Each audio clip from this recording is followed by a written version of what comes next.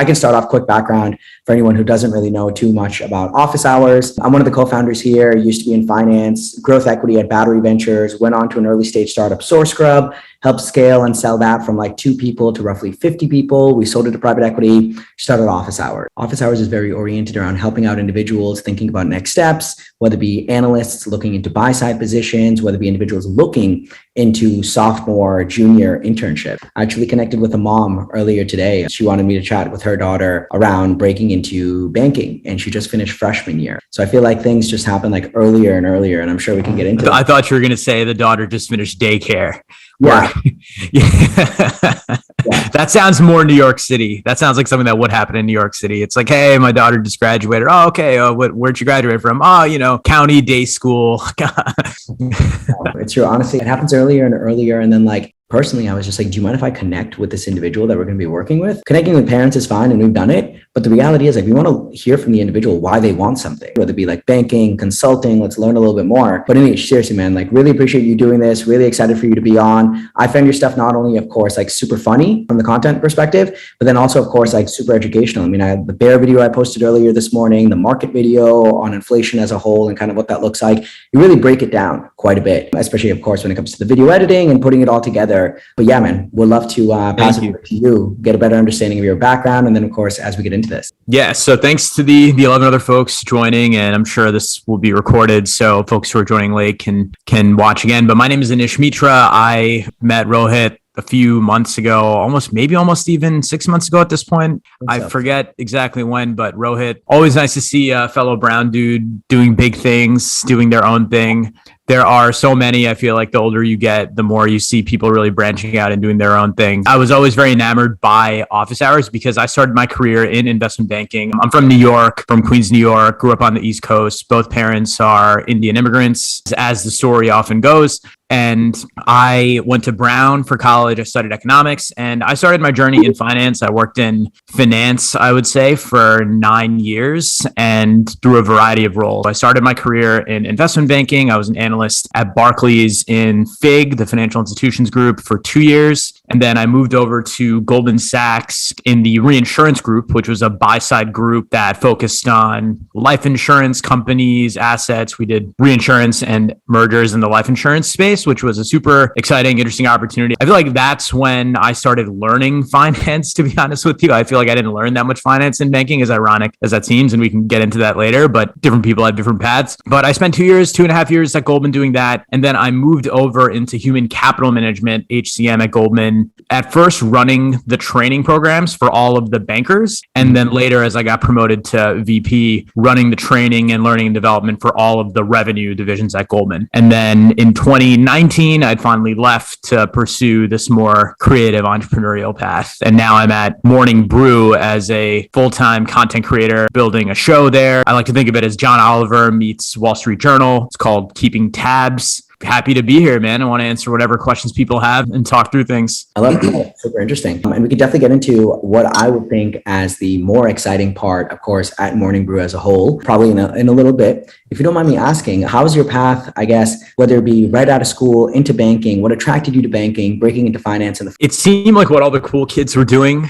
I remember, I don't know how old everyone is, but I'm just going to assume much older than a lot of you because you're thinking about getting into banking and you have people in high school, moms, if anything, coming up to you. When I was in school, so this was between 2006 and 2010. I graduated from Brown in 2010. I went in during a bull market, experienced the biggest economic crisis of my time, any millennial, notwithstanding what's about to happen in the next few years. But for the most part, I went in during a bull market, came out during a bear market. And for the first 3 years, I would say 06, 07, and then a decent part of 08, obviously, until Lehman crashed in September. Banking was the biggest thing, right? It was, even as a percentage of GDP, financial services was extremely high, like almost a fifth, which looking back sounds absolutely ridiculous because it's not like bankers or that industry produces anything, right? It's mainly a fee-based industry or an asset management industry. But that just gives you an idea of the craziness of the time. And looking at how much money people were making my age, I remember the exact moment I realized I wanted to do banking. It was when I was playing poker with a bunch of, that's how I made money in college. I literally, and not because I was lazy. I tried getting jobs. I tried getting a job job at Hollister, the clothing company. I worked there. I got the job, but the issue was I brought a resume, which they hadn't seen before. And this was when right before I was going to college. When I graduated high school, I grew up in Queens, Long Island area. They were like, all right, well, look, when can you start? And I was like, oh, I can start right away. And they're like, all right, by the way, you're not going to college or anything, are you? And I was like, yeah, at that time, I was like, yeah, I'm going to Brown. And they're like, oh, like we need someone here that's going to be here months, years, or whatever. I was playing college. I was playing poker, and a lot of people I play poker with were economics majors. They wanted to go into trading or banking. And I realized that right out of the gate, you could make more than $100,000 a year. And I, at the time, was thinking, oh, maybe I'll go to law school. But law school costs a lot of money. And I figured I like economics. I want to learn more about what people actually do on Wall Street. It seemed like the Aladdin's cave to me. It's like, what's actually going on there? It seems like all these smart people are there. And at the time, I'd started the journey before the crisis. And then even after the crisis, I'd continued. But at the time, it seemed like that's where all the smart people were going. These days, yes, obviously tech has grown a ton, but I still think most smart or driven people who don't exactly know what they want to do, banking, finance, consulting, these seem like good places to park your brain for a while until you can figure that out. But the key is to actually figure that out at some point, because you could get stuck. Yeah. And I guess if we get right into it at that point, right? Like switching over to GS. And then, of course, many questions, switching groups, staying within GS, because frankly, a lot of what we hear from our mentees and a lot of individuals at Goldman, hey, listen, 200 West, whatever we can do to keep you in this building. You want to go to the buy side, you want to go to private equity, you want to go to growth equity. We have arguably one of the largest growth equity teams. You want to switch groups, do this role for 2 years, then we can talk about switching. What did that look like on your end, if you don't mind me asking? Absolutely. In general, GS very much for top performers, for people who are doing well, for people who exhibit an interest in, I would imagine this is the case at most firms. I don't want to make this just the GS thing, but at GS, mobility is something that's definitely encouraged. And if you look at the senior folks who've really made a career out of being, once again, I would imagine it's very similar across the street, across other places, but at GS specifically, there weren't too many senior people that hadn't spent time across the bank in multiple roles. I know on the meme accounts and on a lot of content people consume, or even just when you're at Phoebes over the summer, or that's a New York City bar, or at some of these bars where the junior people congregate and you get to meet everyone. People tend to have all sorts of jokes and comments about all the different divisions. Oh, trading doesn't do this, banking doesn't do that. Oh, HCM doesn't do this. If you actually look at the senior people and most of these banks, people who've made a career out of being on Wall Street, advising clients, growing businesses, many of them have spent time in multiple parts of these businesses, right? Because you have to understand, okay, well, how on the banking side of things, okay, this is how we advise clients. This is how we get deals. This is how we win pitches. On the non-revenue side of things, you need to understand, okay, well, we attract talent. How do we grow talent? How do we promote talent? Blah, blah, blah, blah, blah. That's just something to keep in mind. Once again, I don't know exactly where people are, how people are thinking about this. But to answer your specific question, when I was at GS, I was part of this group called the Reinsurance Group. At the time, it sat within the securities division, and then it had moved, which I always thought was weird because we were an insurance, GS owned an insurance company. It was at the time an $8 billion, $9 billion assets insurance company. It was called Commonwealth Life and Annuity based in Massachusetts. Then we had moved to investment management, and then we had spun off. Legally speaking, after about 6-7 months, I was no longer part of GS, but GS owned 40% of the company. We were interfacing with GS all the time. The partner at GS who was in charge of that group became the CEO. I didn't actually get back into GS until about 2 years after that, when I had moved to human capital management. And at that point, I was part of proper 200 West, GS, Vesey Street for a good 4 years. And I can definitely say it was one of those times where I was a good performer, where people are always putting opportunities in front of you. Like, hey, do this, do that. If you think networking is hard now, wait till you actually join a bank. Okay. Like the internal networking is a whole new ball game. And internal networking from the angle of pushing it forward in case you wanted to stay at GS, not wanted to, or just get an understanding of how such a large organization functions, right? Yeah. And I'm very excited for the Q&A because I want to give people the right advice. But when you join, it's funny calling GS even a large organization, because at GS, we would always say things like, we're the leanest, biggest bank, right? I think at the time, GS had like 30,000 employees worldwide, 200-ish offices maybe. And when you look at some of the other big banks, like JP Morgan, Bank of America, Merrill Lynch, even some of the middle road banks, they're much bigger. There's a lot of opportunity to like do things at GS, but there's a lot of responsibility. But I would say, like, look, I don't want to make this like a whole GS thing. I think people generally understand GS is GS and banks are banks. My thing would be the one thing I learned going from a younger 22, 23-year-old kid who was just learning about the industry. I'd never interned before, don't have parents who worked in finance, didn't have a lot of friends who went to finance. Yeah, I'm from the block, right? People in my neighborhood, they usually work for the state, right? They like to go for pension type jobs, right? Where you're trading away upside for security. Yeah. So when I first entered the corporate world, everything was new to me, and not just finance, like networking, building relationships, charting out your career path, gunning for things. When I turned 26 or 27, I think 27 is when I was promoted to VP at GS. At that point, I had realized very quickly that in order to really move up in your career, when you're a junior, and I mean like analyst, associate, even some of the more, second, third year associate, a lot of your success is based on how well you can do certain tasks or how well you can manage certain projects. And if you can get really, really, really good at that, people start, thinking, well, maybe this person can manage a team, or maybe this person can lead an initiative. At that point, you can do models all day and do them well and hate it. You can quarterback a deal or a project very, very well and hate it. Mm-hmm. You can't lead a team and hate it. You can't start a new business within your organization and hate it. So at some point, you do need to figure out, and this is to answer your question on, career mobility and things like that.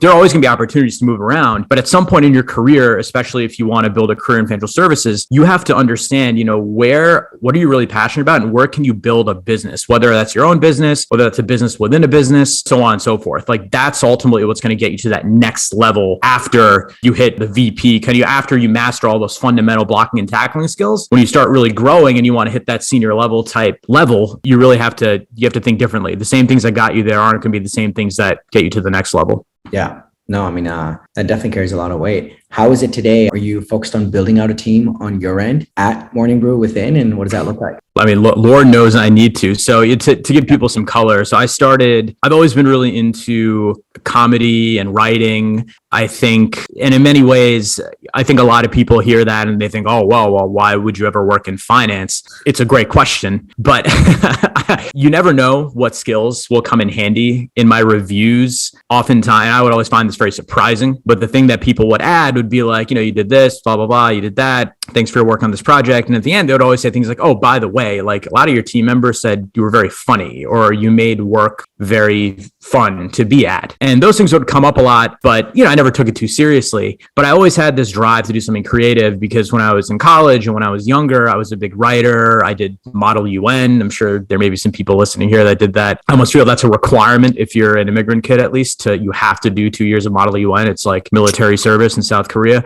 But you do these things in high school and college, and then suddenly you start working in corporate, and a lot of those things just stop. And I think I really, really wanted to get back to that, but I wanted to do it in a way where it was commercial, where it was scalable, where there was a lot of upside. And I think it took me a long time, but at 2019, to kind of piggyback off what I was saying, at some point, I kind of looked around and I said, I'm a second year VP now. I'm getting promoted. I'm getting all these leadership roles. And, do I really want to do this? Do I have the drive to wake up and build this new learning initiative at Goldman, or go over to private equity with my buddies and build this new expertise area? I was like, no, I want to, social media is really, really popping off, and there are more ways than ever to scale. So I want to try my hand at this. So I moved to LA, and, now personally, I definitely do need to delegate some more. And that was like my number one skill as a VP, and delegate's just like a fancy word for like, hey, you do this, I have like dinner to go to.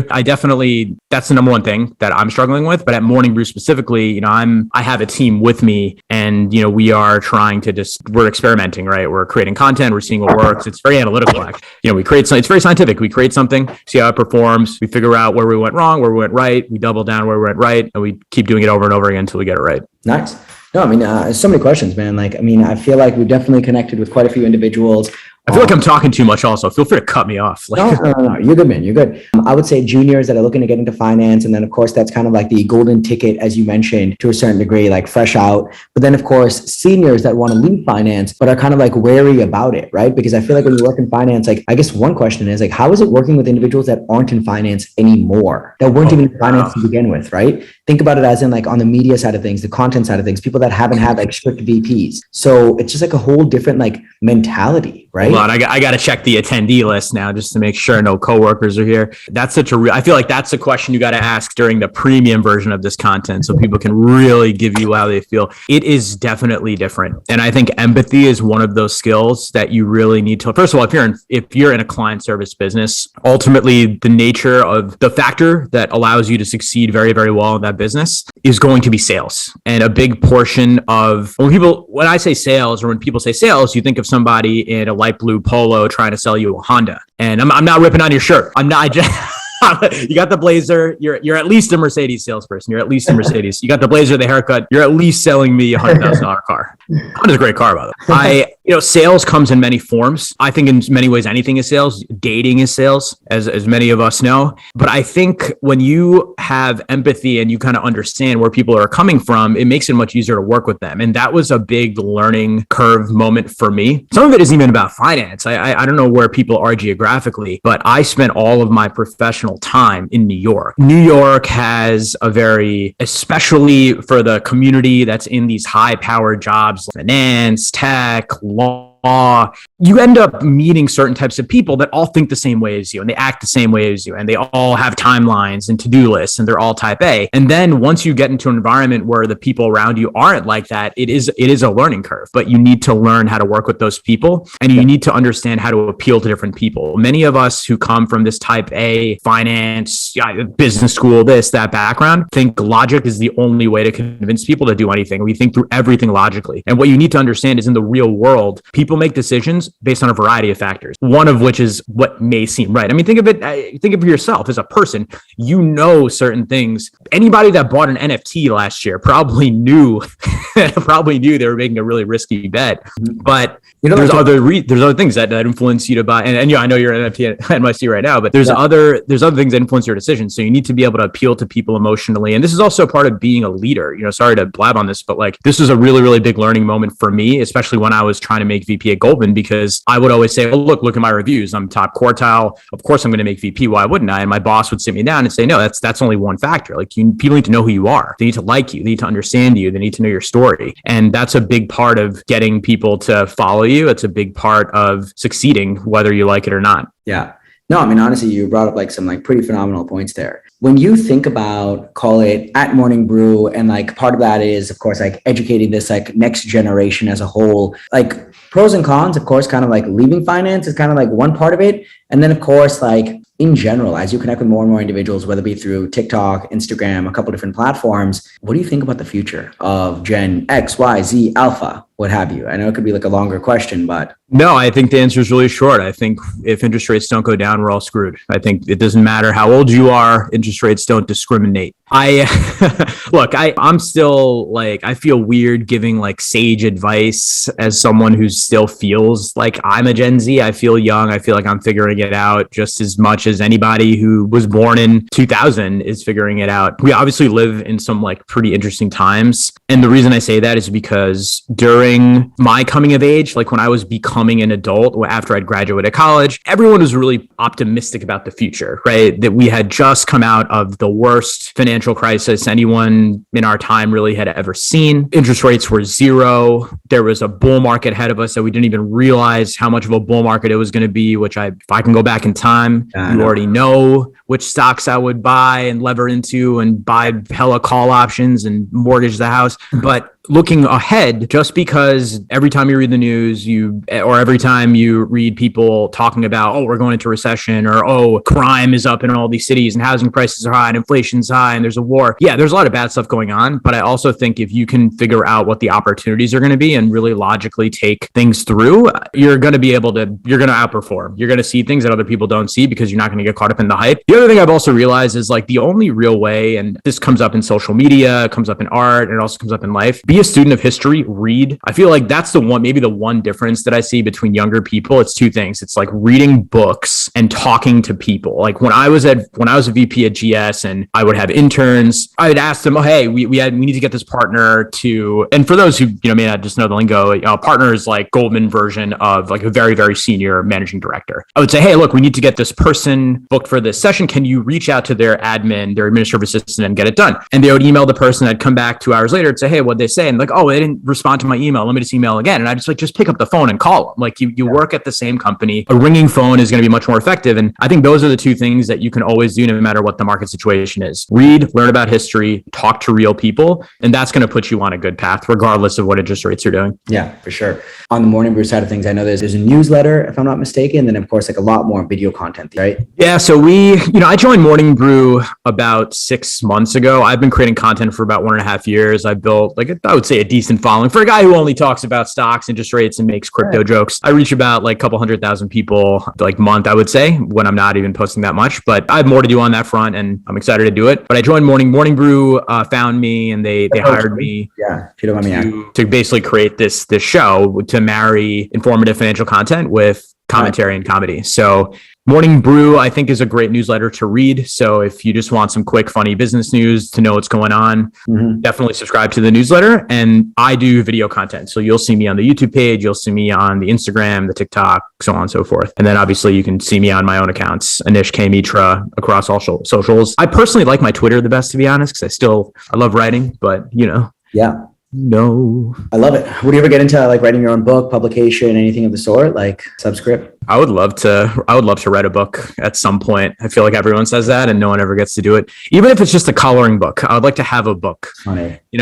Even if it's just literally coloring in dollar bills or, you have like a picture of the Federal Reserve and you got to even if it's just that, you could still say you're an author. But I do want to write a book at some point. I don't feel like I've done enough in my life to write a book right now, but at some point we'll see. If Drake hasn't written a book, I shouldn't be writing a book. I couldn't agree more. Honestly, but you bring up a really good point though, right? Because naturally, of course, like I'm 30 and I think you're like a little bit older than me, if I'm not mistaken. But at its core, when it comes down to it, right? Like connecting with like individuals in their 20s, like when I was like clean shaven Rohit, walking into Battery Ventures office, like not knowing anything, they were like, Rohit, this doesn't work out. You can parachute into HBS GSB. And I'm like Googling, like, what does parachute into HBS mean? You're not going to find a Google result on that. What a joke. What I'm getting at is that like the advice and the help and effectively, even from like a career coaching perspective, we find that it generally and genuinely really helps out juniors. Because when we think back to when we were like 20, 21, 22, in all honesty, you really don't know anything about anything. So from that perspective, any sort of guidance from a right individual, I think helps out quite a bit, which brings us to, of course, kind of like the first question here around individuals asking like, hey, listen, like I'm right across Goldman. How do I potentially break into finance when I know it's literally right there and I need to like get in front of someone, get their attention, anything of the sort as a former VP? And then of course, right now, obviously people reach out to you, try to grab your attention. Like what sticks out? What gets you to respond?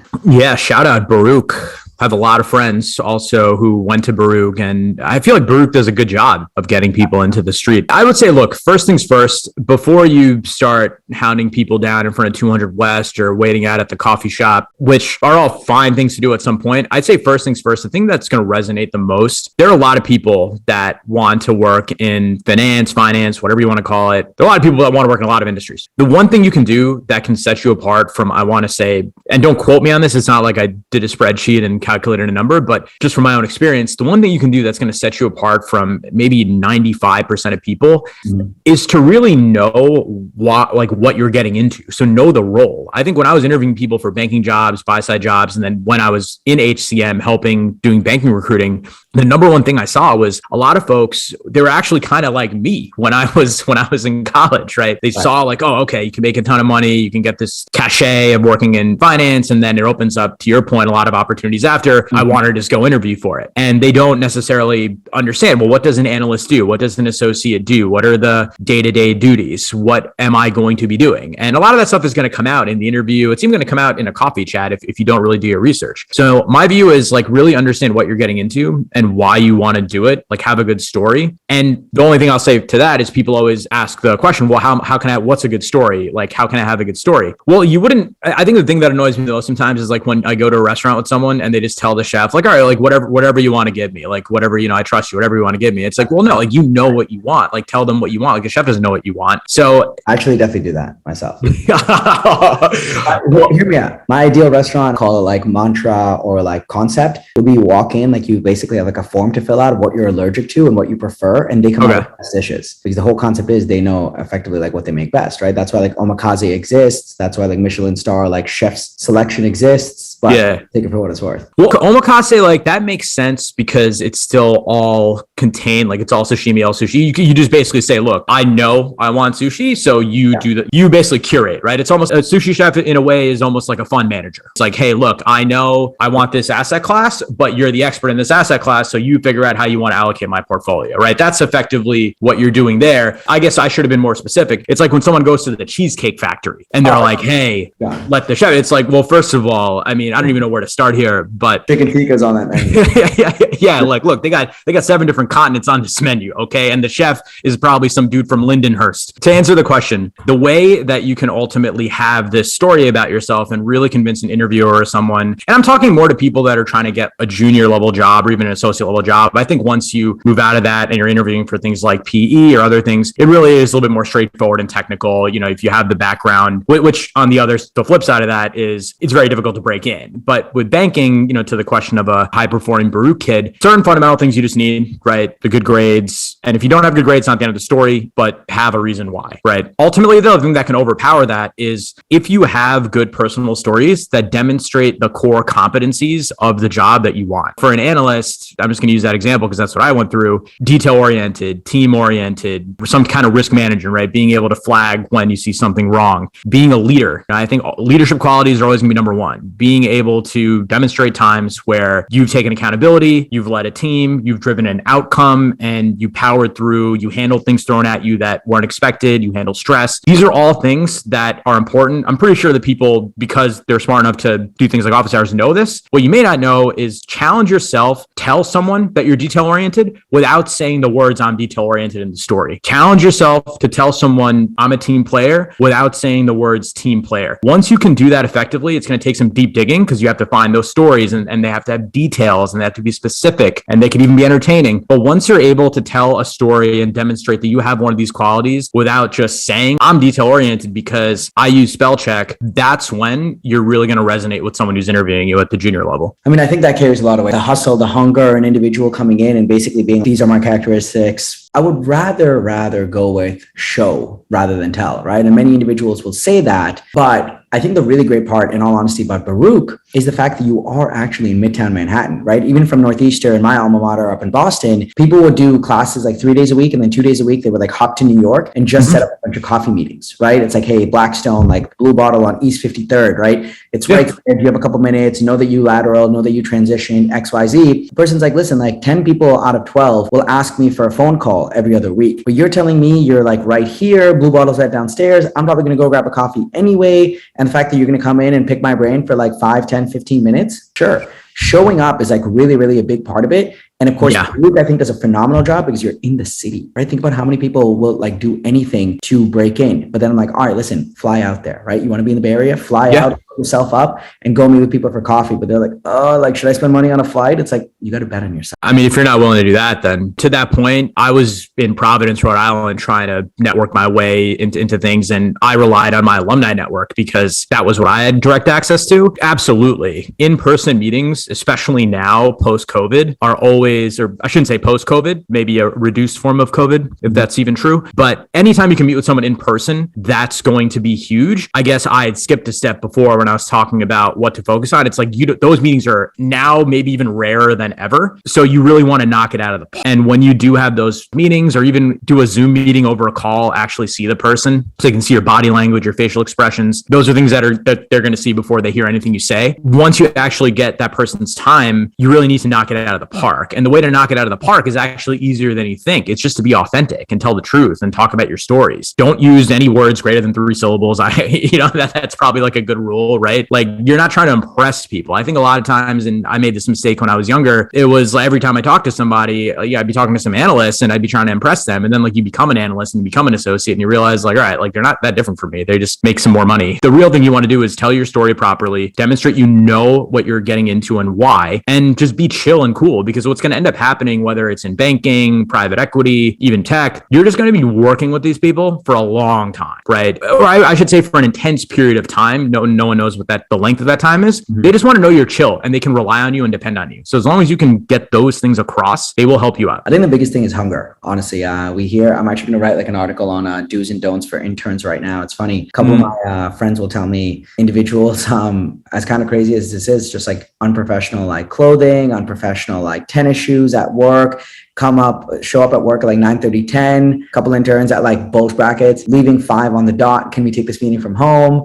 It's very different from when we were younger, right? Kind of like first person in, last person out mentality, do whatever it takes to break in, because like full-time is never guaranteed. I do believe in the fact that like, listen, like if you're not interested in it, opt out, right? Do something different, because like life is too short to like do something that you're not interested in, right? Get out. And if you're like, oh, I'm doing it for the money, what, 50% tax rate? Like what money? Don't even worry about that, right? Like focus on like other ways. But these days, I mean, literally, you know this more than I do, like TikTokers, YouTube influencers, like you can make a lot more money if you're really good at something and you actually focus on it. Look, if you're doing anything for the money, that's all you're ever going to get. Whatever that means to you, that's what that means to you. If you really want to get technical about it, the way to really build wealth is you need to do something that has an asymmetric outcome, right? You need to do something that ultimately has unlimited upside. I think Mr. Beast, who is the number one YouTuber, talks about this really well. Jeff Bezos talks about this. I think my favorite, I don't really like follow these billionaire entrepreneurs that much because I think a lot of their advice is like not relevant. But there's one thing Jeff Bezos once said that really resonated with me. He said in baseball, or if there are any baseball fans here, I'm not, but I do know a little bit about it. In baseball, the maximum runs you can ever get is 4, right? 3 people on base, you hit a home run, that's 4. It doesn't matter. The best hitter, the second best hitter, the third best hitter, they will all achieve the same max no matter what. But in baseball, you can hit a 10,000 run home run. You can hit a 100,000 run home run, right? In business, because the returns are asymmetric depending on what you're doing, depending on the industry that you're in. I feel that social media is very similar, which is why I've decided to really pursue this path. Mr. Beast, the YouTuber, talks about, if your video is 10% better than my video, it's not going to get 10% more views. It's going to get 100 times more views. So that's why spending those nights trying to figure out, okay, how can I just get this 1% better? Those improvements on the margin have asymmetric benefits. Those are the things that you got to focus on in life. And if you're one of those interns, and it doesn't stop just when you're an intern. Trust me, when you're in your 20s, you're going to want to not clock out early. When you're in your 30s, you're going to want to clock out early. That's not just like an intern thing. If you do find yourself in situations where like you really don't want to push the envelope, it's probably because internally you just don't, it's not because you're a bad person. It's not because you're lazy. It's because you internally just don't feel that the payoff is there for you in this field, in this job. The thing to take away from that is that's okay. That's not the end of the world. Don't use that as a judgment on yourself, but do try to apply those principles of work ethic, discipline, persistence, curiosity, learning to something, and try not to worry about money, because if you do, you're always going to find yourself in these dead-end jobs that you don't like, but you're going to be miserable. I can tell you that from experience because I'm 34 years old. No, I love that. If we can speak a little bit about Barclays to GS move and kind of what that's like on your end. No, absolutely. So that was the age of private equity. So if you think about this whole idea of you do your 2 years in banking and then you go off to a private equity shop, ideally a really big bulge bracket one like Carlyle, KKR, Blackstone, et cetera, et cetera. All of them are still around, but now that was the beginning. I think Carlyle had just IPO'd in 2011 or 2012. Blackstone had IPO'd in 2007, Citadel as well. Like this was the beginning of these PE funds branching out to become bigger asset managers. So the Carlyle, Citadel, Blackstone that you see now, they've really evolved into these like large systemic financial institutions that do trading, banking, asset management, this, that. But back at that time, it was very much, you do your 2 years in banking, you try to land at one of these shops. There are tons of mid-market shops too. I wasn't exactly sure if I wanted to do private equity because I didn't see it as a career path. And I can't comment now. I still have friends in private equity, but I didn't see it as a career path because most of the friends I knew that did private equity, they would do it for about 2 years and then they'd go right off to business school. So it just seemed like a way to delay business school. And for me, joining GS Reinsurance, it was random. I got a random call from a recruiter that said, hey, someone showed us your resume. We think you'd be a good fit for this. GS is building out their reinsurance team. And I actually hadn't worked, I was in FIG at Barclays, but I hadn't worked on any insurance deals. I'd actually worked on the most non-FIG stuff you could work on. I worked on fintech and I worked on like online brokers like Ameritrade or something. Like if I was in FIG now, I probably would cover Rob Robinhood or something like that. So I like the easy route in FIG, but I thought it was cool. I liked the fact that it was wrapped within GS. So there could still be like I always like escape hatches, I guess. Like I figured there could always be some escape hatch, right? I can just still work at GS if this doesn't work out. And I actually liked the intellectual nature of it. And not to sound like I'm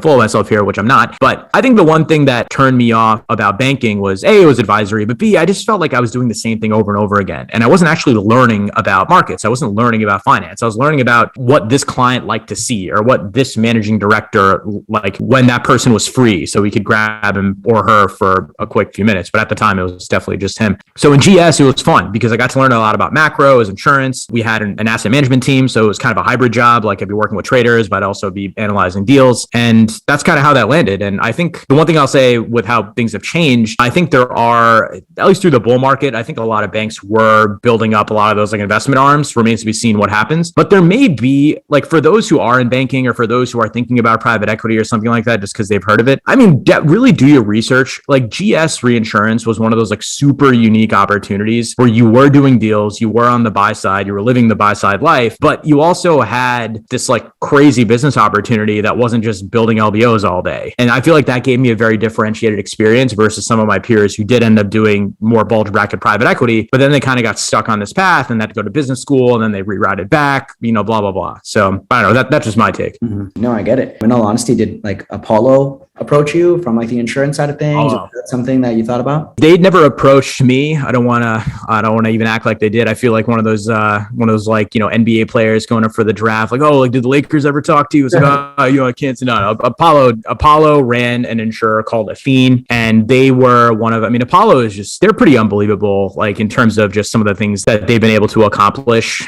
but they saw this reinsurance, this life and annuity reinsurance thing like really early on. So in like right out of the crisis, 08, 09, I think they had acquired the insurer that ultimately became Athene, and they were our main competitor in deals. And they were larger. I think they had also IPO'd at some point recently over the last 2-3 years, maybe, I forget. But my boss actually worked at Goldman with the guy who ran the Athene book, and he worked under that person. So in many ways, like you get what you really end up realizing, what I really ended up realizing was everybody in this industry really knows everybody. And a lot of it is like people kind of just like surreptitiously helping each other out and doing stuff. Like there's certain processes, we would compete in, and we did a deal with Athene. It was actually one of our biggest reinsurance deals. And that entire process it almost felt like a college reunion because it was just like the senior guys like arguing a lot about this, that. And then like, all right, like, should we go to drinks? Like, where should we go to dinner? I got a reservation. Yes. In many ways, the takeaway from that should be that at some point you will begin to see the same faces over and over again. To your point about interns and conducting yourself properly, always make sure you conduct yourself properly because you will run into people again. Yeah, no, that makes sense. Second part to this question, if you don't mind me asking, I know we're running up on time here. Go for it. Tell us more. Training side of things, like could we loop in office hours to something like that? Like how similar was it, I guess, from like an analyst associate side of things when it came to training, but also, I don't know if you kept in touch with anyone from that angle, but like how was it during COVID doing it remotely? Because obviously we see quite a bit of analysts, of individuals basically being like, I've never been in the office for this entire job. I've never been in the office and I'm about to go to PE or buy side. And it's going to be my first time going into the office. So like, I'm curious to see what this looks like. I'll give it to you in two parts. So the first part, training in general, and what I'm specifically talking about is investment banking analyst training, the training that you would go through if you were to join a bank as an analyst. But frankly speaking, it's the only real knowledge you'll need for a career on the advisory side of finance.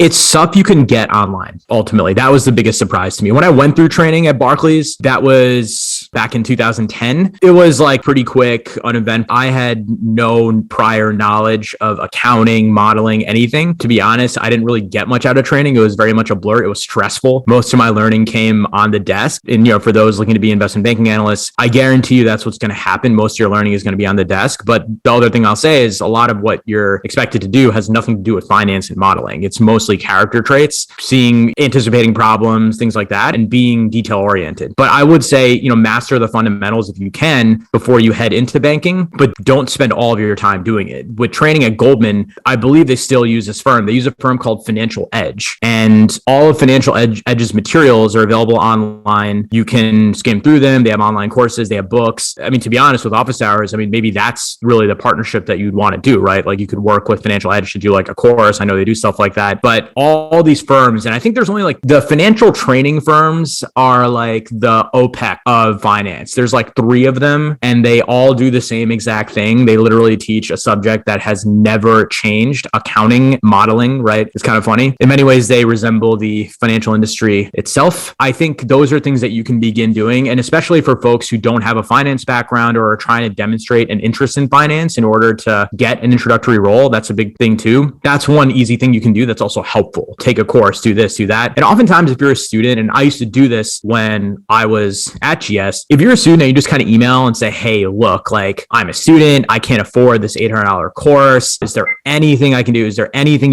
any way you can help me out? Blah, blah, blah, blah, blah. They'll do it. They'll help you out. I used to do it myself. Like people, like students would reach out to me and be like, hey, like, hey man, it was great chatting with the recruiting event. Like, is there any way I can learn? I'd reach out to my training vendors and be like, hey, can you just send this person a free thing? And they would do it for me every day. So like if you actually meet someone at a bank and like, even saying like, hey, look, I know you guys use Financial Edge for training. I'm really trying to take this course, but it's like $800. Like, is there anybody there? Is there anyone I can reach out to? I just want to get better before my next interview. Like that's one way you can demonstrate like interest and research without trying to act like you know what the Fed is going to do next month. Yeah, tell you the truth, honestly. So we do 50% discounts flat for students. And we actually did a little partnership with Women in Business Club for Baruch, where we came on board, did like an hour longer just around like explaining banking, breaking in next steps. And then we just ended up, I think there were like maybe like 10, 15 people that joined. We just gave everyone access. Where like just the fact that you were like proactive and showed up, boom. Office hours is like a new name in the space. Like, why not? Right. I mean, at the end of the day, we're consistently updating stuff. The real value add is the coaching. Of course, like you can go about, self-studying guides are great. Human psychology has kind of proved the fact that once someone starts something like on their own accord, they generally don't finish. So the accountability and the coaching really drives forward a bunch of different results when it comes, hey, I'm looking to get this done according to a certain date. Self-discipline is good and great if you can do it. But the reality is like most people get caught up with life. So we really, frankly, optimize on the coaching side of things. But yeah, man, I mean, it's like last couple of minutes here. Any advice to individuals, like whether it be breaking into finance, building a name in the content space, doubling down on themselves as you kind of think about it, what you would have told Anish at, call it 24, call it like 20 years old? Well, look, feel free to ask questions. I guess people already knew everything I was going to tell them. I feel like I haven't helped anyone, which is fine. That's the life of an artist. I think what I would say is things are not, aside from things that'll land you in prison or in a coffin, your mistakes are not going to be the end of you. You're going to make a lot more mistakes in the future than you have made up until now. Think about that. The majority of mistakes you're going to make in life have not even been made yet. Do not worry too much about little things here and there. What you should worry about are the habits you're developing. You should worry about your personal values, because whether you know it or not, those are going to be the things that drive your major big decisions. And not just in your career, in life, the partner you marry, the places the organizations you work with, the causes you donate to, the people you vote for. Understanding your personal values is one way to actually help every aspect of your life. And I'll give you an example. And looking forwards and backwards, I think once I'd left Goldman, I had felt very lost. It was 2019. I'd spent the last 9 or so years of my life working in this really high-powered industry, doing well in this industry. At the same time, always knowing that this isn't where I wanted to be. And once I had quit, I had thought, okay, now I have freedom. I'm going to get right into the hustle. I'm going to start networking with people. I was doing stand-up comedy in New York at the time. I'm going to start doing 15 shows a week. I'm going to go Kobe Bryant, wake up 4 a.m., hit the gym. None of that happened. I was going out. I was partying. I was just on vacation. I had no compass, no direction. And I got really, really, really depressed. And I caught up with a friend of mine who's a big DJ. He's a South Asian DJ. He's worked with A.R. Rahman. I don't know if anyone has listened to him. What's his name, if you can share? Nanak Sodhi. He goes by So Divine. I'll type it in the chat. He's a really cool dude. He might actually be someone good to have on office hours. He just he graduated his MBA and now he's working at Google. Nice. Cool. Yeah. But anyway, look, to wrap this story, basically he told me, it's like, well, like, why do you even want to do the things that you want to do? Driving, and we got into this really big conversation about personal values. And I realized, my big personal values are integrity, learning, loyalty, and fun. Like, those are my big values. Those are the things that always drove me to do what I did. Integrity, I think I was a really good junior banker because I always wanted to find the truth. Like, so when someone would ask, why does this company trading at a 7 times multiple and not trading at the 5 times average? I think what really drove me to find that answer wasn't because I wanted to get the assignment done. It was because it would just be a ringing question in my head every single minute. Why? But that's not true. That can't be true. What's the truth, right? It was that kind of Law and order investigator gene that's in my head. Loyalty, I think that means different things for different people, but I've had the same friends, a close group of 5 or 6 friends, and we have been friends for 13 years at this point. I've seen them through being in college, 5 of us sleeping in a room together, ordering Domino's, splitting one pie, to now one guy took a company public, sold it. One dude's on his second startup. It's a CPG food products company. They just raised 30 million. 2 guys have, very senior in the corporate world. And, we've seen it all together. You know what I mean? And I think loyalty is very, very important. You got to be there for your friends, and you need your friends to be there for you. And community is important. Every time I've been down in my life, I've reached out to these people because I'm an only child. They've seen it all. So if I had to say, understanding your personal values is actually going to give you a compass for why you should make certain decisions and why you should not. Because I imagine everyone here is really, really sharp, really smart. You're going to have a ton of opportunities in front of you. And the hardest thing you're going to have to deal with in life, aside from any obviously bad things that may or may not happen, is saying no. And the way that you figure out whether you should say yes or say no is not comparing packages, is not, this and that. It's going to be your personal values. And that's an exercise that may take a week, may take an hour, but I highly encourage you, especially if you're a young person, to do it as early as possible. I love that. No, definitely I think the compass analogy really resonates, bringing it back to what you know best. And of course, kind of what drives you internally, right? Parents definitely mention, and I feel when we're younger, we probably take this for advantage, everything in balance, thinking about, of course, come back to not only doing everything in balance, sure, have fun, but of course, at the same time, even it out. Right. And then, of course, really thinking about the angle of bring it back to basics. Right. Because of course, if you overcomplicate anything, whether it be career, whether it be comparing yourself to others, it just doesn't really lead to much happiness in any capacity. But read an individual who might reach out to you for some advice. Brown boy born in India. So just FYI. Oh, are they just sending the questions to you? Yeah, I think it comes to me. You could also chat, but they're Oh, I thought you were just asking questions for the group. I was like, what's going on? Yeah. Oh, it's the lawyer. He's the illegal. You speak to him, right? You don't speak to directly. The last thing I'll say is always keep, even when you are working, and once again, without knowing where everyone's head is at and what they're doing, I don't want to come off out of touch or saying something stupid. But I would say that from the perspective of being in financial services or any job really, where it's high pressure, you always have to perform this, that. Oh, prior is going to sound really cliche to say, but work smart, not work hard, but work smarter than you work hard. Okay. And I'll give you one quick example. I remember when I was learning how to spread comps. And if you know what this is, you know what this is. But basically, spreading public company comparables is one of those rote tasks that every banker has to do. I think maybe at some banks, they've figured out a way to delegate it out. But when you're in a deal situation, fairness opinion, M&A, you will have to sit down and do it. I remember spending an entire night, 9 hours, starting at 10 and ending 7 a.m., spreading these comps, going through every filing for every company and adjusting income here and there. And then I remember looking at the analysis, and I remember seeing that after spreading all the comps for 9 hours and doing all these little adjustments here and there, the multiples were effectively the same. Maybe one company's multiple went from 9 to 10. And I remember that was a big learning moment for me. And that's the thing that taught me. It's I might have known the process for doing comps, but I didn't really understand what spreading comps meant. So the number one thing I can tell you guys and girls that will save you a ton of time is truly understand not just the process, but any task someone gives you, any project someone gives you, truly understand what's going on, understand what's going to move the needle, and understand why you're doing something, because that's going to end up saving you a lot of time. Not every manager you work with, not every leader you work with is going to have the time to really think things through and be all right, I'm going to give this person this task because this makes the most sense. They're just going to hear something. They'll be all right, yeah, we need this, get it done. It's up to you sometimes to see through some of the BS and be all right, well, actually what we're trying to do is this. This person only needs X, Y, and Z to do this. So I'm going to work on this and just be all right, well, here, you actually only need this. It takes time to get there. I imagine if anyone's tried to take the GMAT, it's almost like data sufficiency questions. It's what data is actually sufficient to make a decision on this. Just always keep that in the back of your mind. Work smarter, work hard, but work smarter than you work hard. Yeah. High level picture, right? Definitely taking a step back. And that's tough to do sometimes when you're really in the thick of it the entire time. But Anish, really, really, really appreciate you coming out, right? Variety of perspective here, finance side of it, non-finance side of it, and then of course, just life advice. So seriously appreciate you coming out. Feel free to follow him online. It's Anish K. Mitra, right? That's I can send a message to everyone. So this is got it out there. You tell me. Oh, thank you. Yeah, of course. Awesome. Perfect. Thank you so much. We'll release this as a podcast as well, and then eventually do some video editing. Hopefully, maybe Morning Brew can help with that. But I'll definitely let you know. Bro, I can help with that. I used to be a banking analyst. You don't think I know the fundamentals? But Thank you, homie. Rohit, that was always a pleasure, and I hope this was helpful. And I wish all of you the best of luck. I think all of you will be fine. Thank you so much, man. Take care. Everyone enjoy the Friday and weekend.